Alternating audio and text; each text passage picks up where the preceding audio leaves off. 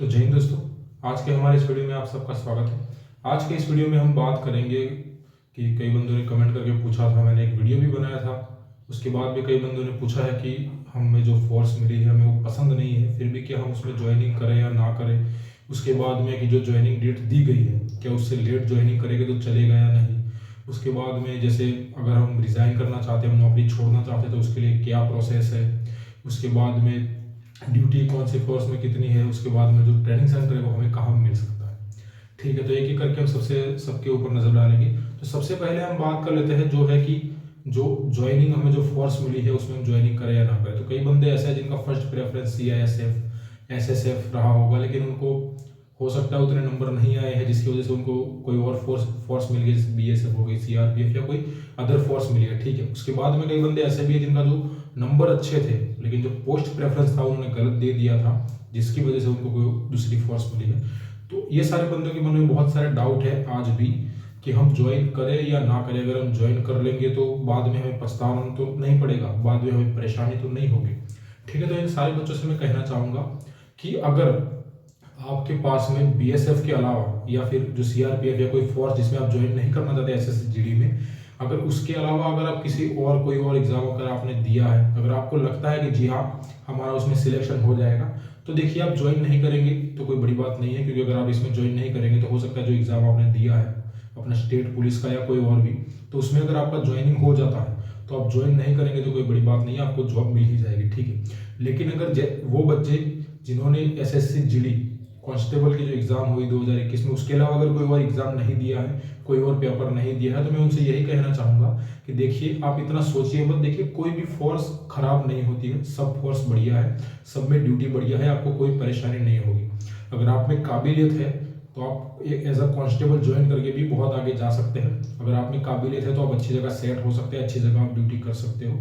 बाकी अगर आपको कुछ नहीं आता है तो फिर लास्ट में तो वही आपको जो ड्यूटी है जनरल ड्यूटी वो आपको करना पड़ेगा।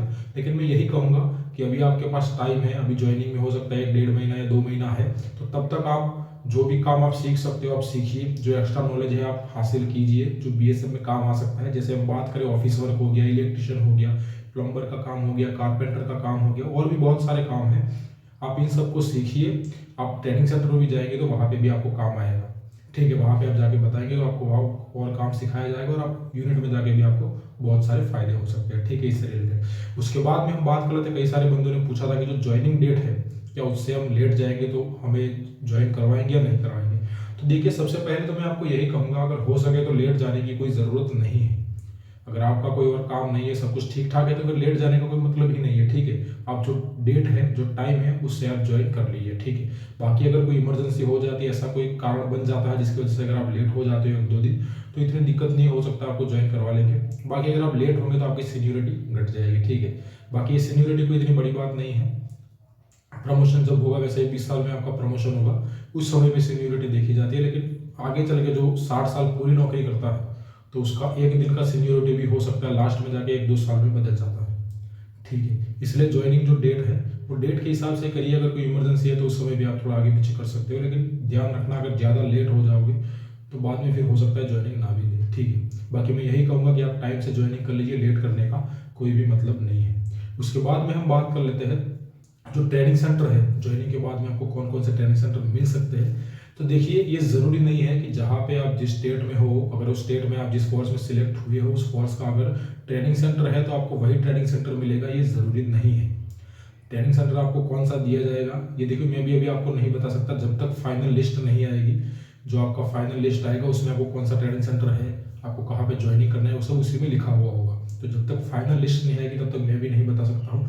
लेकिन नॉर्मली देखा गया है, जैसे BSF की अगर मैं बात करूँ तो BSF में जो 2017 में हमने जहाँ ट्रेनिंग किया था तो उसी जगह पे जो हमारे जो जैसे मैं गुजरात का हूँ तो गुजरात में हमारा जो ट्रेनिंग था, हम जितने भी बंदे थे हम सबका ट्रेनिंग चला था उधमपुर जो ट्रेनिंग सेंटर है वहाँ पे हमने किया था। उसके बाद में जो 2018 की जो वैकेंसी आई 2021 में, उन लोगों का ट्रेनिंग भी वहीं पे हुआ था, नॉर्मली चेंज नहीं हुआ था। ठीक है, लेकिन अभी 2022 में किस तरह से होगा वो आपको नहीं बता सकता, बाकी हर फोर्स का अलग अलग है। बाकी हो सकता है अगर BSF का अगर सेम ही रहा तो जो आपके पिछले साल जो आपके बंदे जो सिलेक्ट हुए जिन्होंने ट्रेनिंग की थी आप उनसे पूछ के आप पता कर सकते हो। ठीक है, उसके बाद में हम बात करते हैं कि आप ट्रेनिंग खत्म करने के बाद जब आप ज्वाइनिंग करोगे तो हर फोर्स में ड्यूटी किस हिसाब से रहेगी। तो देखिए नॉर्मली अगर हम बात करें ड्यूटी, तो अगर आप कैंप में हो तो हर फोर्स में कैंप गार्ड सेम तरह का होगा।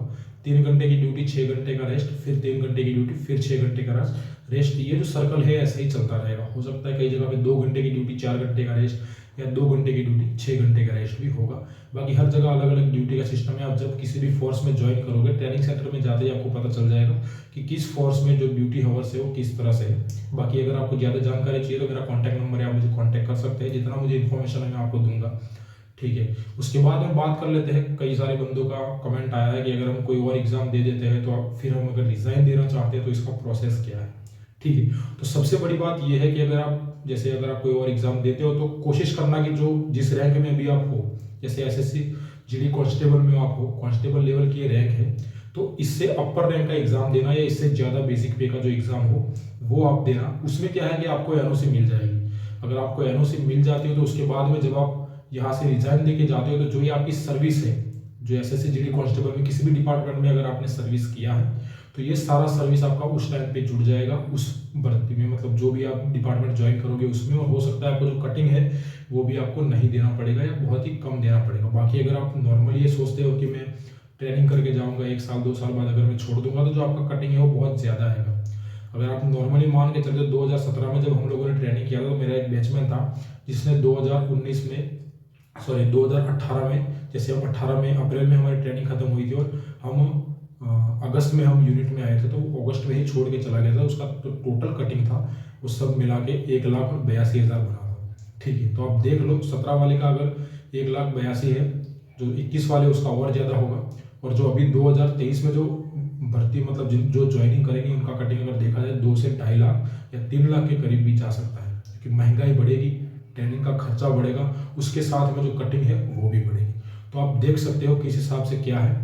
बाकी मैं यही कहूँगा अगर आप छोड़ के जाते हो तो नॉर्मली यही कोशिश करना कि जो रैंक है वो अपर रैंक का एग्जाम देके आप फिर जाना। अगर रैंक इसकी अपर हो गया, बेसिक पे इसका ज़्यादा होगा, अगर आपने एनओसी ले रखा होगा तो उस समय में जो आपका कटिंग है उसमें आपको बहुत ही ज़्यादा राहत मिलेगी। वरना जो भी मैं यही कहूँगा कि जितने भी बंदे हैं जो एसएससी जीडी कांस्टेबल में भर्ती होकर आते हैं, कोई पैसे वाला नहीं होता है, ठीक है। नॉर्मली जितने भी बंदे होते हैं वो घर से गरीब परिवार से होते हैं, या जो किसान हो गए या मिडिल क्लास फैमिली के ही बंदे सारे होते हैं। इसमें कोई पैसे वाला नहीं होता, जिसके पास बहुत ज़्यादा पैसा है वो एसएससी जीडी कांस्टेबल में भर्ती होकर ज़्यादातर नहीं आता है, ठीक है। तो ये आप देख लेना। अगर आप छोड़ के जाना भी चाहोगे तो आपको 2 या 2.5 लाख या 3 लाख तक भी आपको कटिंग देना पड़ सकता है। तो ये सारी चीज़ों का ध्यान रखना। बाकी 17 में जो बंदा गया था मेरा बैचलर, उसका 1,82,000 कटिंग बना था। तो उसके हिसाब से अगर देखा जाए तो जो 2023 में जाएगा उसका 2.5 से 3 लाख के करीब कटिंग बन जाएगा, ठीक है। अगर इसके अलावा इन सारी चीज़ों के अलावा अगर आपका कोई और भी प्रश्न है तो आप मुझे कमेंट करके बता सकते हैं। मैं आपके हर प्रश्न का जवाब देने का पूरा कोशिश करूंगा, ठीक है। बाकी अगर आपको वीडियो अच्छा लगता है तो वीडियो को लाइक, शेयर एंड चैनल को सब्सक्राइब जरूर करें, ठीक है। क्योंकि बहुत सारे बंदे हैं जो चैनल को मतलब वीडियो को देखते हैं लेकिन चैनल को सब्सक्राइब नहीं करते।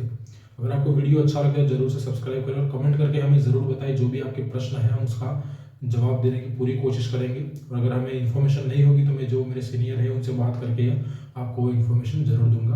अगर आप कमेंट नहीं कर सकते तो अगर आपको ऐसा लगता है कि नहीं हम सीधा बात करना चाहते तो जो मेरा कॉन्टैक्ट नंबर है मैं डिस्क्रिप्शन में दे दूंगा, वहाँ से भी मुझे कॉन्टैक्ट कर सकते हो। उसके बाद में मेरा इंस्टाग्राम है, फेसबुक, उसका भी अकाउंट मैंने दे रखा है, आप मेरे यूट्यूब पे जाके चेक कर सकते हो। बाकी यहाँ तक बने रहने के लिए थैंक यू। अगर आपको वीडियो अच्छा लगता है तो वीडियो को लाइक, शेयर और चैनल को सब्सक्राइब जरूर करें। जय हिंद।